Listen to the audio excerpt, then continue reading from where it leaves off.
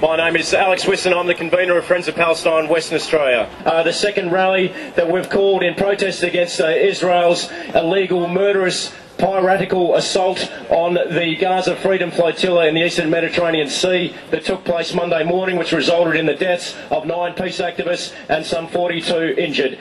That Israeli leaders, Israeli strategists, have recognised the increasing pressure, the enormous amount of pressure that their regime is under from the international community, from millions of ordinary people like you and I around the world supporting their boycott, divestments and sanctions campaign against Israel, who are increasingly recognising that Israel resembles an apartheid state.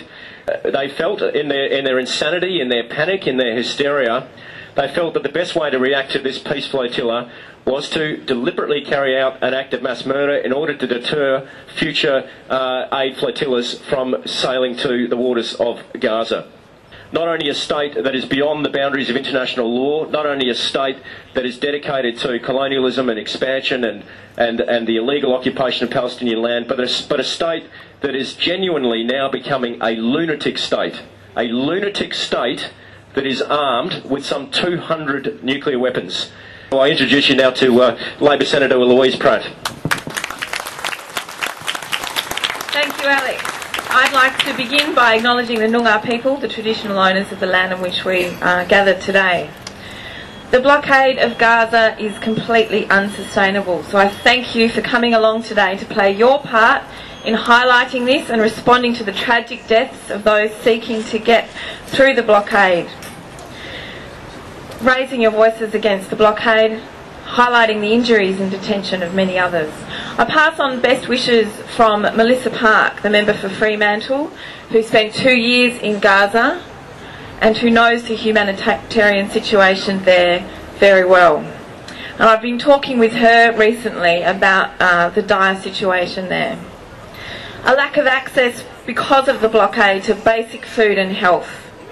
The blockade's impact on housing, productivity and basic essential infrastructure, sanitation, is having dire consequences for the citizens of Gaza. So it is no wonder that more and more people are prepared to go to such great lengths, despite the blockade, to get aid through. The World Food Programme and the UN Food and Agricultural Organisation report that more than 3/4 of Gaza's population is vulnerable to food insecurity. Food price inflation, deterioration, destruction of livelihoods. The population is unable to cope with the difficult circumstances that are contributing to food insecurity there.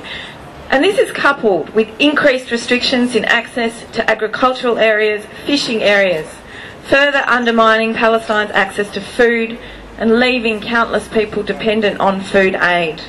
Did you know that only 23% of households in Gaza have any level of even marginal food security? We know that the only long-term solution to enduring peace in the Middle East can be through a two-state solution, a viable Palestinian state, and I know you will continue to raise your voice for this cause. Thank you. Thank you to Senator Louise Pratt.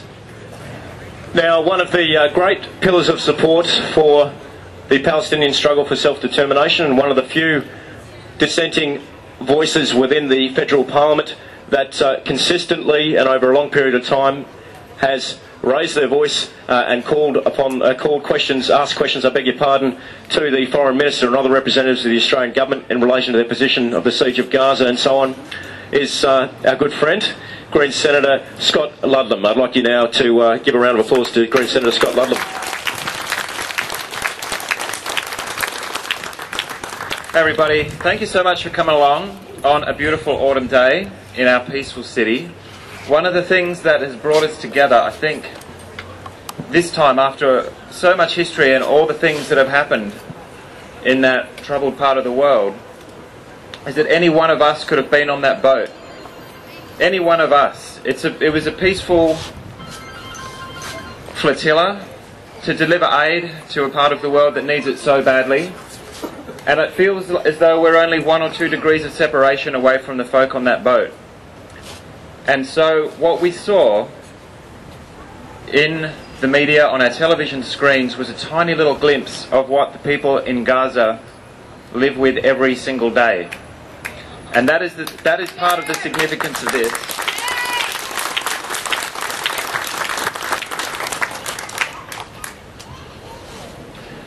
When you hear about precision bombing, what that actually means is power stations, water treatment plants, hospitals, aid distribution points.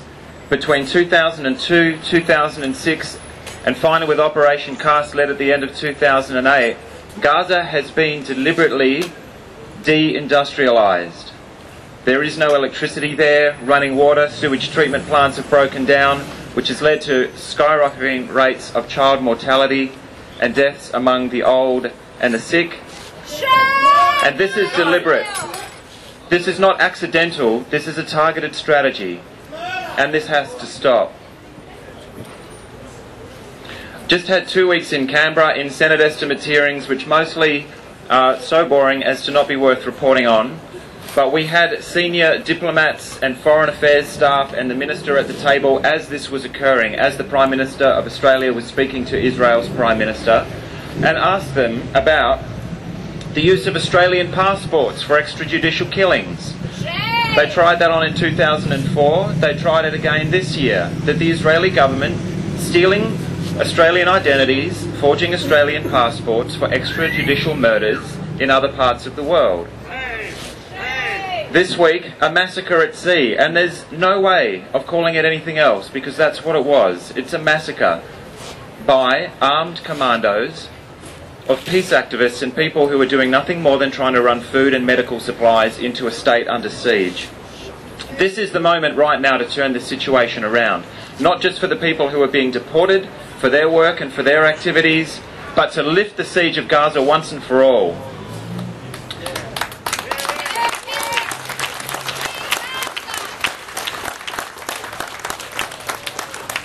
As the peace movement on both sides of the separation wall like to say, the solution is known. United Nations Security Council resolutions 242 and 336 have established a two-state solution and have established the framework and the foundation for peace in the Middle East over a very long period of time. And it's time that we bring that awful situation in Gaza now to a close.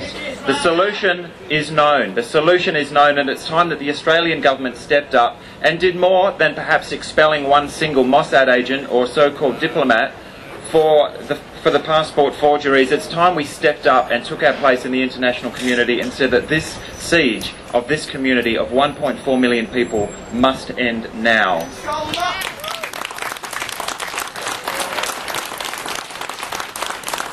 It's possibly not that well known that Australia sells military equipment to Israel. Last year, one that we're aware of, $41 million worth of body armour made in Australia and sold to Israel. It's time for an arms embargo. If Israel chooses to behave like a rogue state, then it's going to be treated like one. Thank you very much for coming out today. Please raise your voices and see you on the march. Thanks for the organisers. He's going to sing us. He's going to sing us a song for peace, and then we'll head off on the march. So, Don Wignall. Thank you. Let the people all sound the clarion call. Join the fight for peace. We shall stand as one till our cause is won.